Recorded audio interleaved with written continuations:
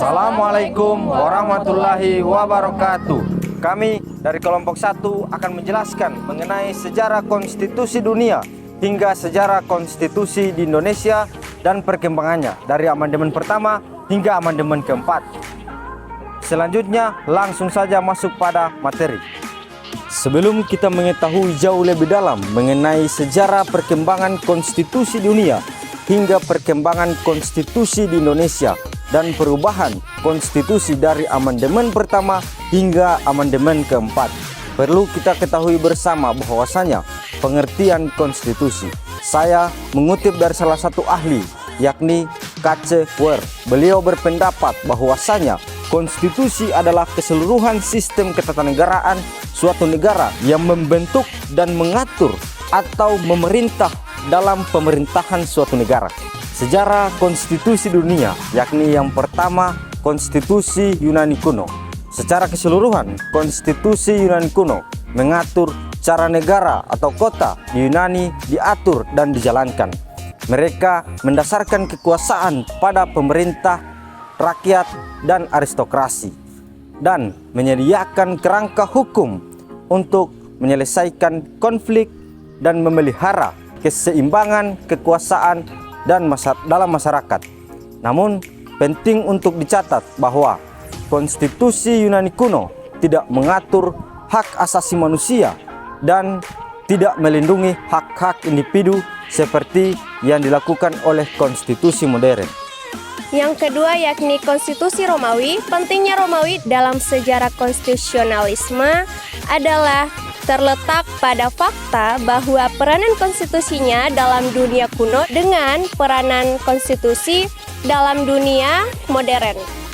Konstitusi Romawi dimulai sebagai suatu perpaduan antara elemen-elemen monarki, aristokratis, dan demokratis, dan berakhir sebagai aristokratis yang tidak bertanggung jawab. Walaupun demikian, tidak dapat dilupakan bahwa hal ini pasti terjadi seiring dengan perkembangan zaman Kekaisaran Romawi yang wilayahnya sangat luas dengan beraneka ragam suku bangsa, dan kepentingan kekaisaran seperti ini menuntut adanya suatu instrumen kekuatan yang cepat dan efisien yang hanya dapat dipenuhi oleh suatu kedaulatan absolut di satu tangan. Di satu tangan pengaruh abadi konstitusionalisme Romawi dapat dilihat pertama, hukum Romawi atau Roman Law berpengaruh besar terhadap sejarah hukum Eropa kontinental. Kedua, kecintaan bangsa Romawi akan ketentraman dan kesatuan sangat kuat sehingga orang-orang di abad pertengahan terobsesi dengan gagasan kesatuan politik dunia untuk menghadapi kekuatan disintegrasi. Yang keempat, kita masuk pada konstitusi di Inggris. Dapat kita ketahui sendiri, konstitusi pertama kali ditemukan di negara Inggris. Nah, Inggris merupakan satu-satunya negara di Eropa bahkan di seluruh dunia yang menganut sistem konstitusi terlebih dahulu. Jadi sebelum negara-negara sekarang ini menganut sistem konstitusi, bahkan termasuk Indonesia menganut sistem konstitusi, konstitusi telah dianut terlebih dahulu oleh Inggris. Dan bahkan Inggris merupakan negara pertama yang menciptakan konstitusi itu sendiri. Jadi dapat kita ketahui sendiri teman-teman bahwasanya pemerintah di Inggris telah aware terlebih dahulu bahwasanya konstitusi harus dijadikan sebuah landasan dalam suatu negara, dan mereka menjadikan konstitusi menjadi landasan dalam suatu negara Inggris karena mereka memperhatikan kebiasaan-kebiasaan yang timbul dari rakyat yang ada di Inggris itu sendiri. Jadi dapat kita ketahui sendiri bahwasanya konstitusi yang ada di Inggris itu tidak diadopsi dari teori-teori seperti sekarang ini, melainkan diadopsi langsung dari kebiasaan yang timbul dari masyarakat yang ada di negara Inggris itu sendiri. Jadi di sini pemerintah menerapkan konstitusi bukan berdasarkan teori, namun berdasarkan dari penerapan langsung yang mereka lihat di negara mereka itu sendiri.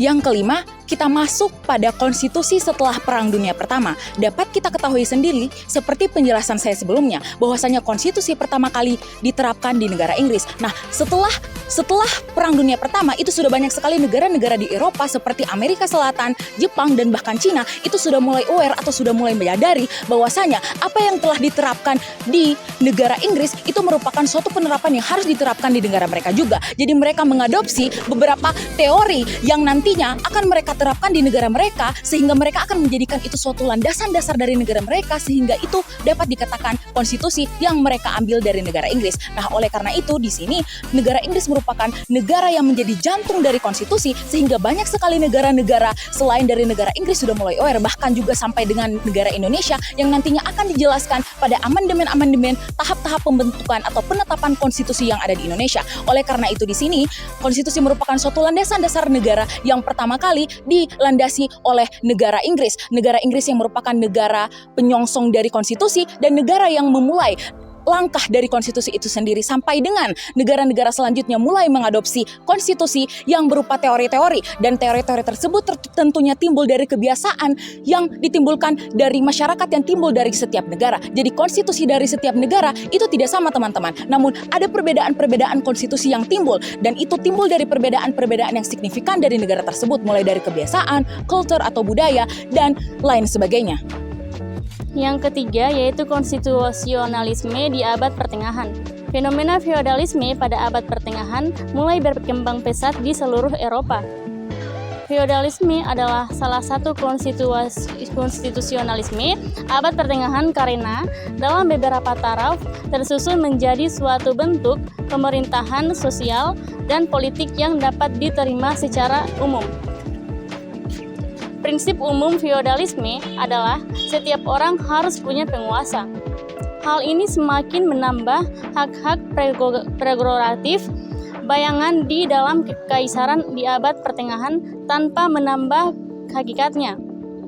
Kejahatan feodalisme terletak pada sedemikian banyaknya kekuasaan yang diberikan pada baron-baron tinggi dan proporsi kekuatan mereka di masa itu yang terlambat ketika negara kesatuan bangkit.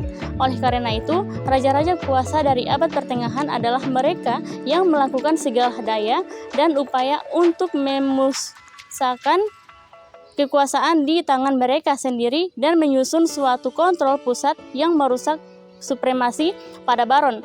Dengan cara ini, feodalisme berkembang secara pasti untuk menjembatani jurang pemisah antara chaos pada awal abad pertengahan dan keteraturan di negara modern.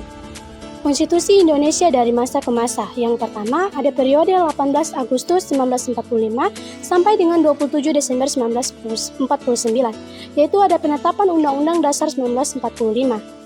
Saat Republik Indonesia diproklamasikan pada tanggal 17 Agustus 1945, Republik yang baru ini belum mempunyai Undang-Undang Dasar.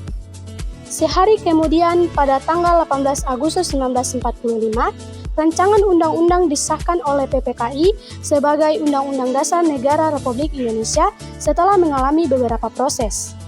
Yang kedua, ada periode 27 Desember 1949 sampai dengan 17 Agustus 1950, yaitu ada penetapan Konstitusi Republik Indonesia Serikat. Perjalanan negara baru Republik Indonesia ternyata tidak luput dari rongrongan pihak Belanda yang menginginkan untuk kembali berkuasa di Indonesia. Akibatnya, Belanda mencoba untuk mendirikan negara-negara seperti Negara Sumatera Timur, Negara Indonesia Timur, Jawa Timur, dan sebagainya. Sejalan dengan usaha Belanda tersebut, maka terjadilah agresi Belanda I pada tahun 1947 dan agresi II pada tahun 1948. Dan ini mengakibatkan diadakannya KMB yang melahirkan negara Republik Indonesia Serikat. Sehingga Undang-Undang Dasar yang seharusnya berlaku untuk seluruh negara Indonesia itu hanya berlaku untuk negara Republik Indonesia Serikat saja. Yang ketiga, periode 17 Agustus 1950 sampai dengan 5 Juli 1959, yaitu penetapan Undang-Undang Dasar sementara 1950. Periode federal dari Undang-Undang Dasar Republik Indonesia Serikat 1949 merupakan perubahan sementara karena sesungguhnya bangsa Indonesia sejak 17 Agustus 1945 menghendaki sifat kesatuan. Maka negara Republik Indonesia Serikat tidak bertahan lama karena terjadinya pergabungan dengan Republik Indonesia. Hal ini mengakibatkan wibawa dari pemerintah Republik Indonesia Serikat menjadi berkurang. Akhirnya dicapailah kata sepakat untuk mendirikan kembali Negara Kesatuan Republik Indonesia. Bagi negara kesatuan yang akan didirikan, jelas perlu adanya suatu undang-undang dasar yang baru, dan untuk itu dibentuklah suatu panitia bersama yang menyusun suatu rancangan undang-undang dasar yang kemudian disahkan pada tanggal 12 Agustus 1950 oleh Badan Pekerja Komite Nasional Pusat dan oleh Dewan Perwakilan Rakyat dan Senat Republik Indonesia Serikat pada tanggal 14 Agustus 1950, dan berlakulah Undang-Undang Dasar baru itu pada tanggal 17 Agustus 1950. Dan yang keempat, periode 5 Juli 1959 sampai dengan sekarang, yaitu penetapan berlakunya kembali Undang-Undang Dasar 1945. Dengan Dekret Presiden 5 Juli 1959, berlakulah kembali Undang-Undang Dasar 1945 dan perubahan Majelis Permusyawaratan Rakyat sementara Orde Lama pada masa 1959 sampai 1965 menjadi Majelis Permusyawaratan Rakyat sementara Orde Baru. Perubahan itu dilakukan karena Majelis Permusyawaratan Rakyat sementara Orde Lama dianggap kurang mencerminkan pelaksanaan Undang-Undang Dasar 1945 secara murni dan konsekuen. Selanjutnya, yakni perubahan Konstitusi Indonesia atau amandemen. Salah satu keberhasilan yang dicapai oleh bangsa Indonesia pada masa reformasi adalah reformasi konstitusional atau constitutional reform. Reformasi konstitusional dipandang merupakan kebutuhan dan agenda yang harus dilakukan karena Undang-Undang Dasar 1945 sebelum perubahan dinilai tidak cukup untuk mengatur dan mengarahkan penyelenggaraan negara sesuai dengan harapan rakyat. Terbentuknya good government serta mendukung penegakan demokrasi dan hak asasi manusia. Perubahan Undang-Undang Dasar 1945 dilakukan secara bertahap dan menjadi salah satu agenda sidang MPR dari 1999 hingga 2002. Perubahan pertama dilakukan dalam sidang umum MPR tahun 1999. Arah perubahan pertama Undang-Undang Dasar 1945 adalah membatasi kekuasaan presiden dan memperkuat kedudukan Dewan Perwakilan Rakyat atau DPR sebagai lembaga legislatif. Perubahan kedua dilakukan dalam sidang tahunan MPR tahun 2000. Perubahan kedua menghasilkan perumusan perubahan pasal-pasal yang meliputi masalah wilayah, negara, dan pembagian pemerintahan daerah. Penyempurnaan perubahan pertama dalam hal memperkuat kedudukan DPR dan ketentuan-ketentuan terperinci tentang hak asasi manusia. Sekian penjelasan dari kelompok 1 mengenai sejarah perkembangan konstitusi dunia hingga perubahan konstitusi di Indonesia dari amandemen pertama hingga amandemen keempat. Semoga penjelasan dari kelompok 1 dapat membantu teman-teman sekalian dalam memahami sejarah dan perkembangan konstitusi. Sekian dan terima kasih. Lebih dan kurangnya kami mohon maaf.